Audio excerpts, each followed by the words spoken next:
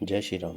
रानी की कोमल गूढ़ और मनोहर श्रेष्ठ वाक्य रचना सुनकर कृपा के समुद्र भगवान कोमल वचन बोले, तुम्हारे मन में जो इच्छा है वह सब मैंने तुमको दिया, इसमें कोई संदेह न समझना। हे माता, मेरी कृपा से तुम्हारा अलौकिक ज्ञान कभी नष्ट न होगा। तब मनु ने भगवान के चरणों की वंदना करके फिर कहा, हे प्रभु, मेरी एक विनती और है। आपके चरणों में मेरी वैसी ही प्रीति हो जैसी पुत्र के लिए पिता की होती है। चाहे मुझे कोई बड़ा भारी मूर्ख ही क्यों ना कहे, जैसे मणि के बिना सांप और जल के बिना मछली नहीं रह सकती, वैसे ही मेरा जीवन आपके अधीन रहे। ऐसा वर मांगकर राजा भगवान के चरण पकड़े रह गए। तब दया के निदान भगवान ने कहा, ऐसा ही हो। अब तो मेरी आज्ञा मानकर देवराज इंद्र की राजधानी अमरावती में जाकर वास करो। हे तात, वहाँ स्वर्ग के बहुत से भोग भोग कर कुछ काल बीत जाने पर तुम अवध के राजा होगे। तब मैं तुम्हारा पुत्र होऊंगा। इच्छा निर्मित मनुष्य रूप सजकर मैं तुम्हारे घर प्रकट होऊंगा। हे तात, मैं अपने अंशों सहित देह धारण करके भक्तों को सुख देने वाला चरित करूंगा।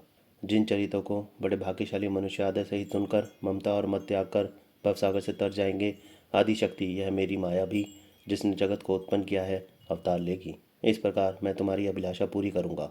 मेरा प्रण सत्य है, सत्य है, सत्य है। कृपा निदान भगवान बार बार ऐसा कहकर अंतर्धान हो गए। वे स्त्री पुरुष भक्तों पर कृपा करने वाले भगवान को हृदय में धारण करके कुछ काल तक उस आश्रम में रहे। फिर उन्होंने समय पाकर सहज ही शरीर छोड़कर अमरावती में जाकर वास किया। याज्ञवल्क्य जी कहते हैं, हे भारद्वाज, इस अत्यंत पवित्र इतिहास को शिव जी ने पार्वती जी से कहा। मास पारायण, पांचवा विश्राम।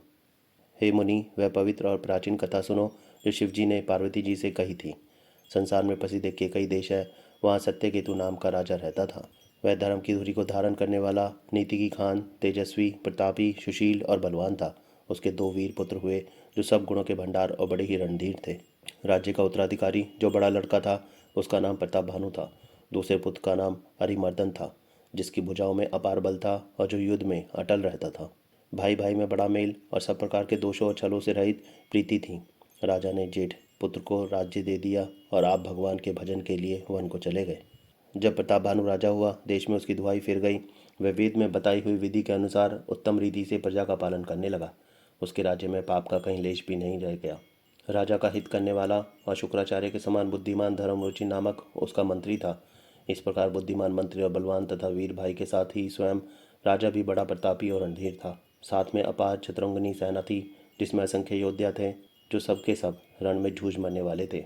अपनी सेना को देखकर राजा बहुत प्रसन्न हुआ और घमाघम नगाड़े बजने लगे। दिग्विजय के लिए सेना सजाकर वह राजा शुभ दिन साध कर और डंका बजाकर चला। जहाँ तहाँ बहुत सी लड़ाइयाँ हुई, उसने सब राजाओं को बलपूर्वक जीत लिया। अपनी भुजाओं के बल से उसने सातों द्वीपों को वश में कर लिया और राजाओं से दंड ले लेकर उन्हें छोड़ दिया। संपूर्ण पृथ्वी मंडल का उस समय प्रताप भानु ही एकमात्र राजा था। संसार भर को अपनी भुजाओं के बल से वश में करके राजा ने अपने नगर में प्रवेश किया। राजा अर्थ, धर्म और काम आदि के सुखों का समयानुसार सेवन करता था। राजा प्रताप भानु का बल पाकर भूमि सुंदर कामधेनु मनचाही वस्तु देने वाली हो गई। उनके राज्य में प्रजा सब प्रकार के दुखों से रहित और सुखी थी और सभी स्त्री पुरुष सुंदर और धर्मात्मा थे। धर्मरुचि मंत्री का श्री हरि के चरणों में प्रेम था। वह राजा के हित के लिए सदा उसको नीति सिखाया करता था। राजा गुरु, देवता, संत, पितर और ब्राह्मण इन सब की सदा सेवा करता रहता था। वेदों में राजाओं के जो धर्म बताए गए हैं, राजा सदा आदरपूर्वक और सुख मानकर उन सब का पालन करता था।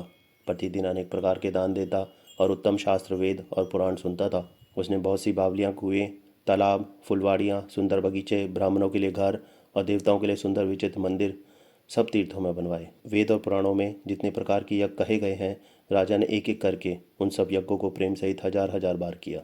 जय श्री राम।